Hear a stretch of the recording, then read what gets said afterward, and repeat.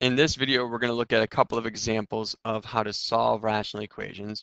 Remember, in the first video in this series, we talked about the 3 steps you use when solving a rational equation. You find the excluded values, you multiply through by the common denominator, and then you solve and check your answer. So we're going to follow these 3 steps with this problem. And I'm going to use what I refer to as the shortcut method when multiplying through by the common denominator. I'm going to talk about it more. So the first thing I want to do is find my excluded values. So let me take this, shrink it down to get out of the way. I'm going to keep it on the screen so we can see it. And start with those excluded values. So I use EV for excluded values, and you find those by setting each denominator equal to 0. Well, there is no variable here to solve for, there's no variable here to solve for, and there's no variable here. So there is no limit to what your x value can be. There are no excluded values.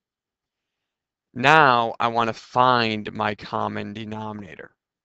Well, my denominator is going to be the least common multiple of 3, 4, and 2. So what's the least common multiple of 3, 4, and 2? And the answer is 12. And so this is what my common denominator is. So what I do is I multiply through by the common denominator. I'm going to multiply the left side, and I'm going to multiply the right side by 12. Now, like I said, I'm going to use the shortcut method here.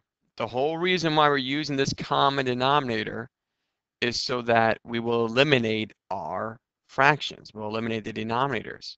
So this numerator right now, this 2x plus 1, I'm just going to write down inside of a parentheses. Since it is an expression, I'm going to put in parentheses.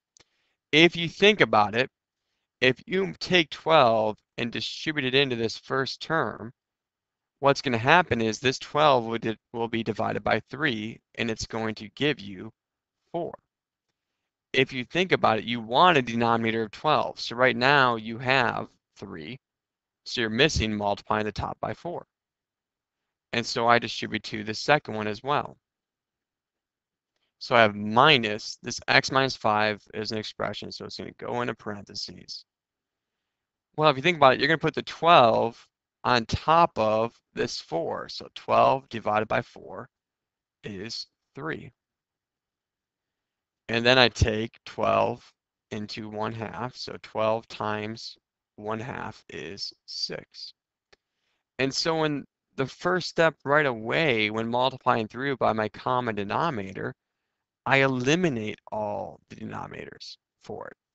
And if you want, I can show here, really what I did was I took the 12 and I multiplied by my 2x plus 1, and then I divide by 3. But I see right away, well, this 3 can't do anything with this 2x plus 1, so I just know this 12 will be divided by 3 to give me 4. It's the same thing. I put 12 over 4. You know, I have this x minus 5, but this 4 I can't simplify anymore with this x minus 5. But I know 12 divided by 4 is 3. And I take 12 divided by 2, and I get 6. 12 times 1/2 is 6. And then I just solve. So to solve from here, what I do is I, distribute first. I'm going to take the 4 into the 2x plus 1, and that's going to give me 8x plus 4. Take the negative 3 into x minus 5, and that's going to give me negative 3x plus 15 equals 6. Combine my like terms, I'm going to get 5x plus 19 equals 6. I subtract 19 and get 5x equals negative 13, and then divide by 5, x is negative 13/5. And since there are no excluded values, I do not have to worry about checking my answer form. And so this is the process we use. When I distribute, I go right ahead and I focus on my division. 12 divided by 3. 12 divided by 4. Because I know this variable expression will not be affected by it until I distribute down here. So let's look at example 2. Same idea, I have my steps here for me. we'll just shrink them down and put them to the side so we can show all of our work. First thing I want to do is find my excluded values for it.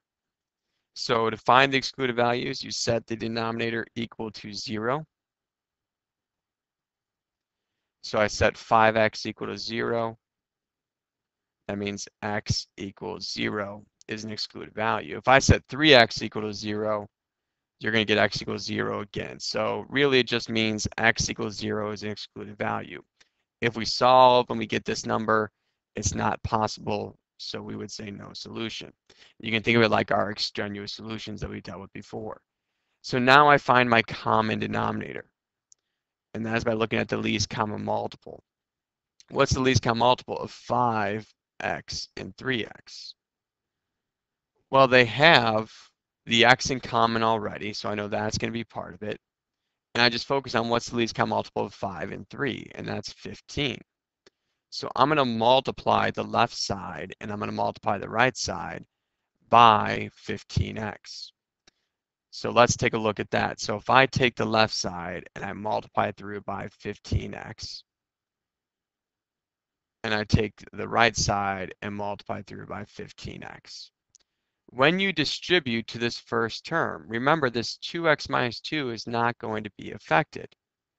What I have is 15x over 5x. Well, the x's cancel, and 15 divided by 5 is 3. So if I were to just show this visually to kind of help out, since we're still only on example 2 for it, if I take the 15x, it's not going to affect this first one, and I divide by 5x. The x's cancel, 15 divided by 5 is 3. If I distribute to the second term, the 15x will be multiplied by my 3x plus 4, and it's over 3x. Well, the x's cancel, and 15 divided by 3 is 5. So I have plus 5 times my 3x plus 4 equals 15 times 3 is 45x.